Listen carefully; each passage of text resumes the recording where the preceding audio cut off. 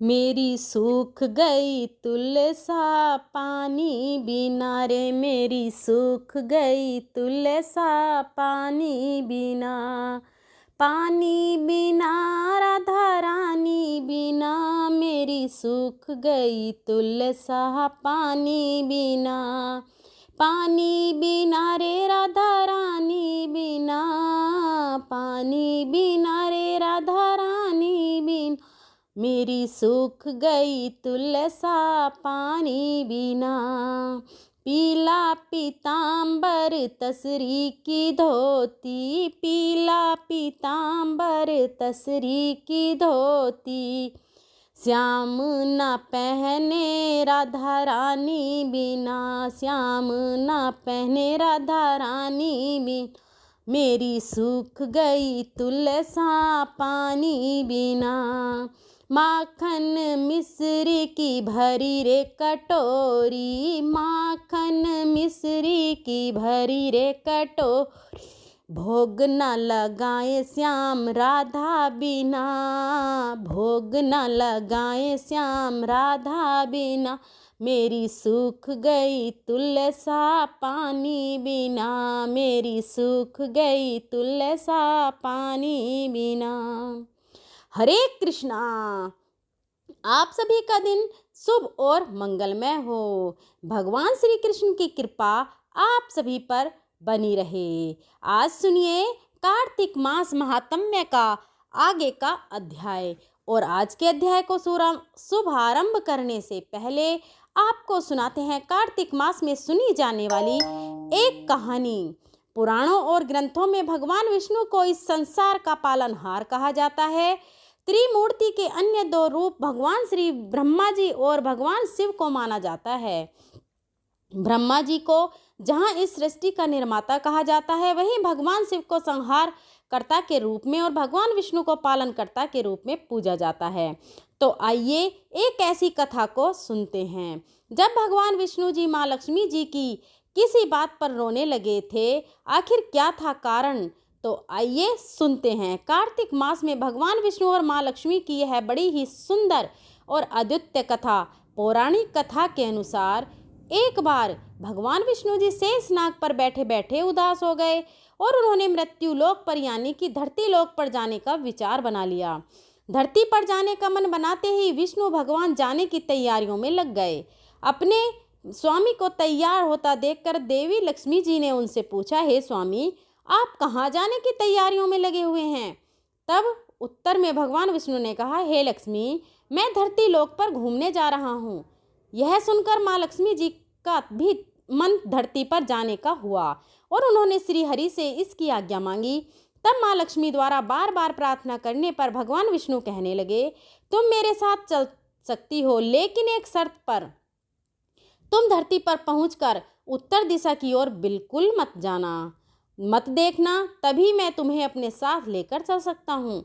यह सुनते ही माँ लक्ष्मी ने हाँ कह दिया और विष्णु भगवान के साथ धरती लोक पर जाने के लिए तैयार हो गई। माँ लक्ष्मी जी और भगवान श्री विष्णु सुबह सुबह धरती लोक पर पहुँच गए। जब वे धरती लोक पर पहुँचे तब सूर्य देवता उदय ही हुए थे और रात्रि में बरसात हुई थी, जिस कारण चारों ओर हरियाली ही हरियाली थी। धरती बहुत सुंदर दिख रही थी, जिसके कारण माँ लक्ष्मी जी मंत्रमुग्ध होकर धरती के चारों तरफ देखने लगी और भूल गईं कि पति को क्या वचन देकर आई हैं। अपनी नज़र घुमाते हुए उन्होंने कब उत्तर दिशा की ओर देख लिया, उन्होंने पता ही नहीं चला।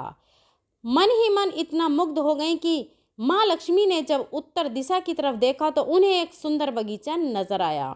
उस ओर से भीनी भीनी खुशबू आ रही थी और उस बगीचे में बहुत ही सुंदर सुंदर और तरह तरह के फूल खिले हुए थे। फूलों को देखते ही माँ लक्ष्मी बिना सोचे समझे उस बगीचे में चली गईं और एक सुंदर सा फूल तोड़कर ले आईं। फूल तोड़ने के बाद जैसे ही माँ लक्ष्मी जी भगवान विष्णु के वापस लौट कर आईं, तब भगवान विष्णु की आंखों में आंसू थे। माँ लक्ष्मी जी के हाथ में फूल देखकर भगवान विष्णु कहने लगे, हे देवी, कभी भी किसी से बिना पूछे उसका कुछ भी नहीं लेना चाहिए। और साथ ही उन्होंने अपना दिया हुआ वचन भी देवी लक्ष्मी को याद दिलाया। तब माँ लक्ष्मी को अपनी भूल का एहसास हुआ। उन्होंने भगवान विष्णु से इस भूल के लिए क्षमा याचना की, लेकिन भगवान श्री हरि ने कहा, हे देवी, तुमने जो भूल की है उसकी सजा तो तुम्हें अवश्य मिलेगी। जिस माली के खेत से तुमने बिना पूछे फूल तोड़ लिए हैं वह एक प्रकार की चोरी ही तो है। इसलिए अब तुम 3 वर्ष तक माली के घर नौकर बनकर रहो। उसके बाद मैं तुम्हें बैकुंठ लोक में वापस बुलवाऊंगा। भगवान विष्णु का आदेश माँ लक्ष्मी ने चुपचाप सिर झुकाकर मान लिया। जिसके बाद माँ लक्ष्मी ने एक गरीब औरत का रूप धारण किया और उसकी खेत के मालिक के पास पहुंच गई। माधव नाम के उस माली का एक झोपड़ा था जहां माधव की पत्नी 2 बेटे और अपनी बेटियों के साथ रहा करती थी। जब माँ लक्ष्मी एक साधारण औरत बनकर माधव के झोपड़ी पर गई तब माधव ने पूछा, बहन तुम कौन हो? तब माँ लक्ष्मी ने कहा, मैं एक गरीब औरत हूँ, मेरी देखभाल करने वाला कोई नहीं, मैंने कई दिनों से खाना भी नहीं खाया, मुझे कोई काम दे दो, मैं तुम्हारे घर का सारा काम कर दिया करूँगी और इसके बदले में आप मुझे अपने घर के एक के कोने में आश्रय दे देना। माधव बहुत ही अच्छे दिल का मालिक था। उसे दया आ गई, लेकिन उसने कहा, बहन मैं तो बहुत ही गरीब हूँ, मेरी कमाई से मेरे घर का खर्च ही काफ़ी कठिनाई से चलता है। लेकिन अगर मेरी 3 की जगह 4 बेटियां भी होती तब भी तो मुझे गुजारा ही करना था। इसलिए अगर तुम मेरी बेटी बनकर जैसा भी रूखा सूखा हम खाते हैं उसे खाकर खुश रह सकती हो तो बेटी अंदर आ जाओ। माधव ने माँ लक्ष्मी को अपने झोपड़े में शरण दे दी और माँ लक्ष्मी जी ने साल तक माधव के घर में नौकरानी बनकर रही।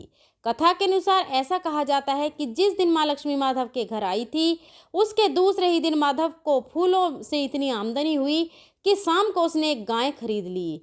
फिर धीरे धीरे माधव ने जमीन खरीद ली और सबके अच्छे अच्छे कपड़े और गहने भी बनवा लिए। थोड़े समय बाद उसने रहने के लिए एक पक्का घर भी बनवा लिया। माधव हमेशा सोचा करता था कि मुझे यह सब इस महिला के आने के बाद ही मिला है और इसलिए बेटी के रूप में इसने तो मेरी किस्मत ही जगा दी है। एक दिन माधव जब अपने खेतों में काम कर रहा था और काम समाप्त करके जब वह वापस आया तब उसने अपने घर के द्वार पर गहनों से लदी हुई एक देवी स्वरूप औरत को देखा। जब वह उनके पास गया तब उसे आभास हुआ कि यह तो मेरी मुंह बोली चौथी बेटी यानी कि वही औरत है।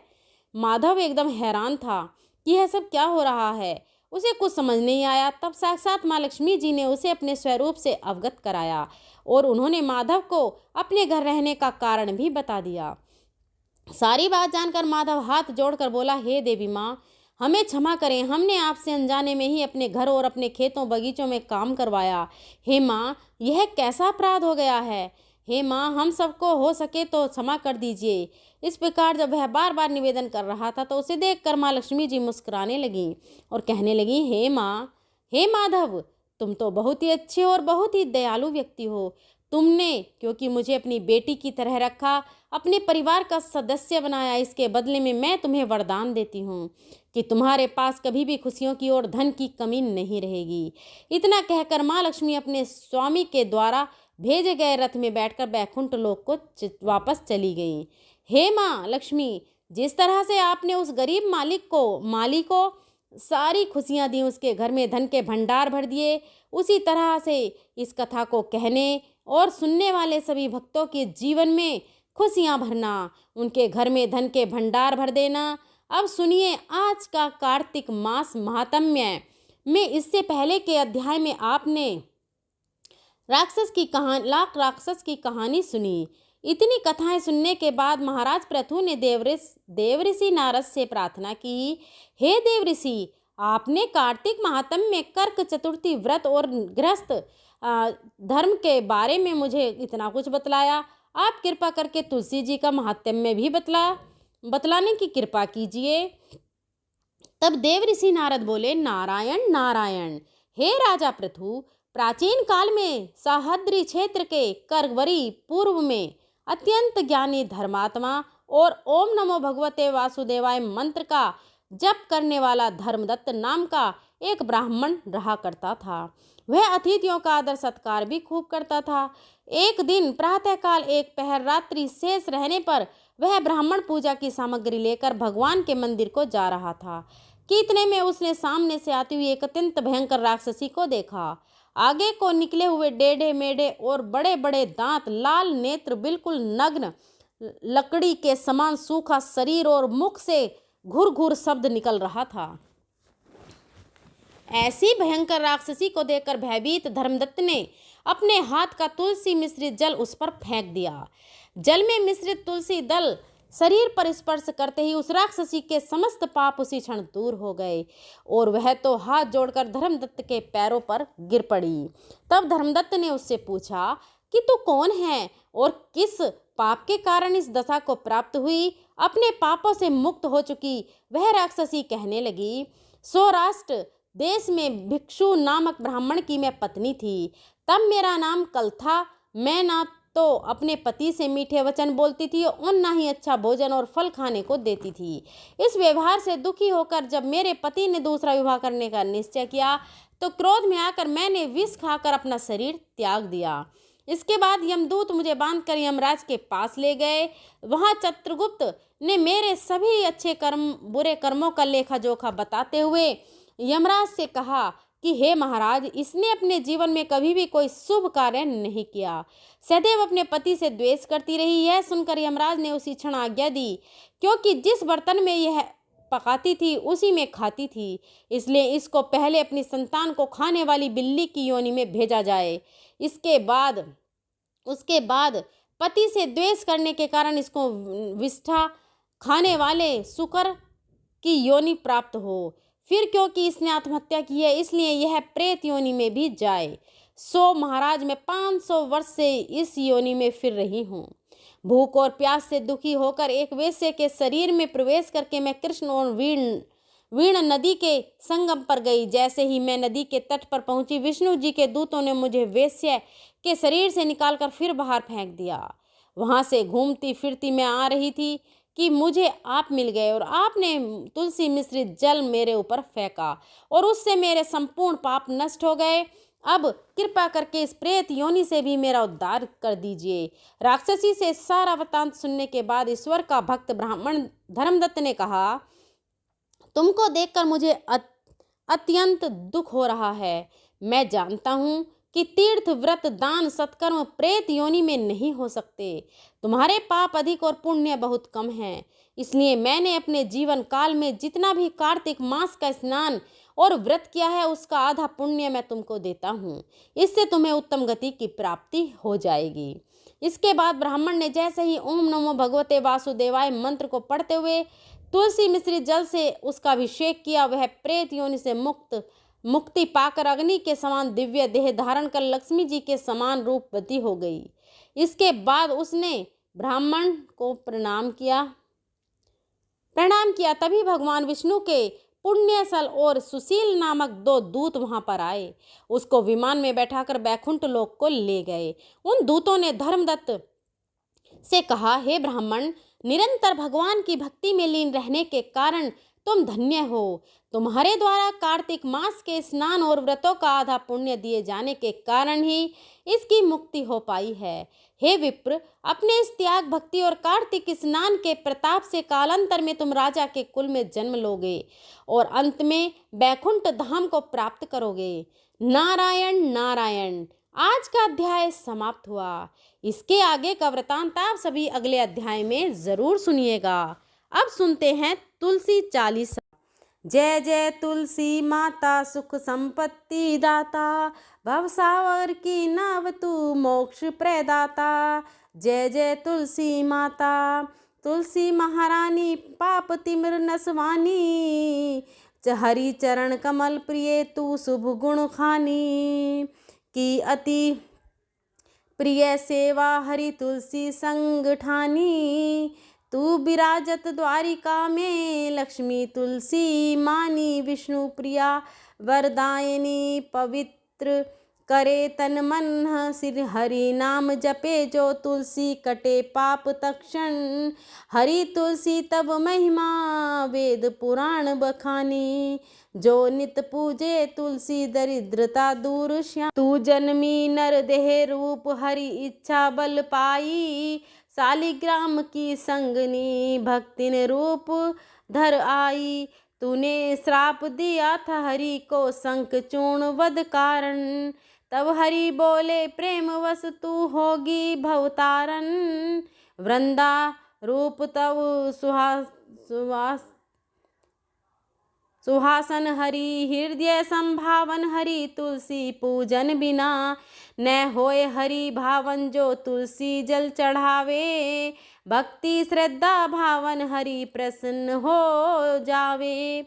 मिटे मन संतापा तू अमृत तुल्य सुगंधा हरि चरणों की चंदा। भक्त तुलसी की माता हरि गले विराजंदा। हरि नाम ले तुलसी दल चढ़ावे जो हरि ठोर वह पावे। मोक्ष महान हरि होए कृपाधार तू करुणा सागर माता कृपा कर भक्तन जानी। जो श्रद्धा से तब पूजन करे न रहे जग माही हानि। कर्म दोष जो भारी तुलसी जप से हारी। हरि नाम संग तब पूजा जन्म मरण दुख टारी। हरि तुलसी तेरी महिमा अनंत अगाध असीम। रवि शशि तारा ने गिन सके तेरा गौरव दीन। तू द्वारिका की शोभा बैकुंठ बाग की पत्ती। हरि हृदय की तू अधिशा भक्तन की तू प्राणी। सुख संपत्ति तू ही देती संकट हरण कराती। हरि के दरबार में तू दया रूप बन जाती। जो तुलसी के निकट दीपक जलावे हरि नाम सुमरिन ले आवे। उसको हर संकट मिट जावे लक्ष्मी स्थिर घर पावे। तू गंध सुगंधित मंगलकारी पवित्र करे संसारी। भक्तन तेरे दर्शन पावे कटे भव साकर भारी। जो तुलसी जी की पूजा करे नित्य आनंद पाए। वह पावे अखंड सुख हरि कृपा अनंत। हरि तुलसी के बिना जग सूना जैसे बाग। हरि पूजा अधूरी रहे तुलसी बिन अभाग। जो तुलसी जल दे नित करे प्रेम भक्ति। हरि कृपा तब घर वसे मिटे कलह अनक्ति। विष्णु चालीसा एक प्राण एक प्रेम स्वरूप। हरि बिना तुलसी न चले तुलसी बिना हरि रूप। भक्त तुलसी की माला धारे हरि नाम नित उचारे। मुक्ति द्वार तब खुले भवसागर से उतारे। हरि तुलसी आरती जो कोई गावे कथा जो कोई गावे। तब नाम गुण गावे उसके जन्म जन्म के दोष तुलसी माता हरि लावे। जो तुलसी का रोपण करे मन में सच्चा भाव। उसका कुल पवित्र रहे मिट पापों का प्रभाव। जो भक्ति तुलसी चालीसा भव तुलसी चालीसा गावे उसका जीवन सफल हो जावे।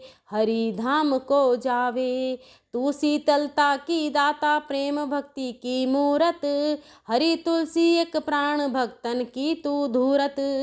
तुलसी प्रिया हरि की पावन सुमरिन नाम। जो श्रद्धा से गावे सदा पावे हरि अविराम। जय जय तुलसी माता हरि चरण की छाया। भक्तन के दुख हारिणी मोक्ष प्रदायिनी माता। इति श्री तुलसी चालीसा संपूर्णम। आइए अब सुनते हैं तुलसी चालीसा। जय जय तुलसी माता सकल शुभंकर सुख कर दाता। हरि की प्रिया हरि तुलसी महिमा तुम सम नाही। त्रिभुवन रहिमा जल में थल में अंबर में वासी। तुम बिनु हरि न करे निवासी।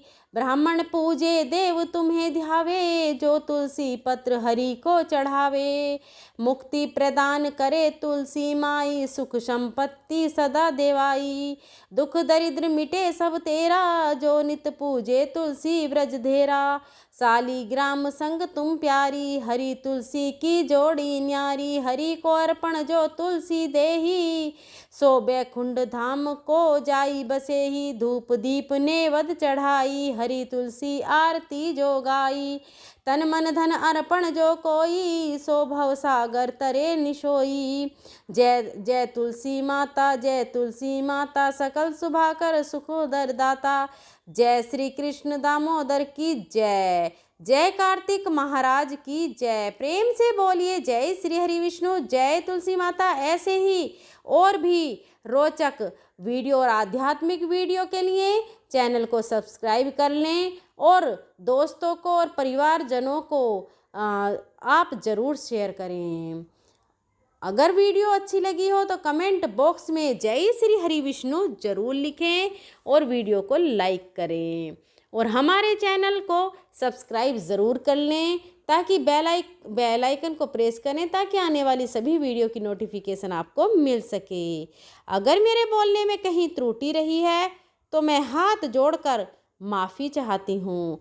मिलते हैं अगली वीडियो में, तब तक के लिए जय श्री कृष्णा, जय हरि विष्णु, जय माता लक्ष्मी, जय तुलसी माता।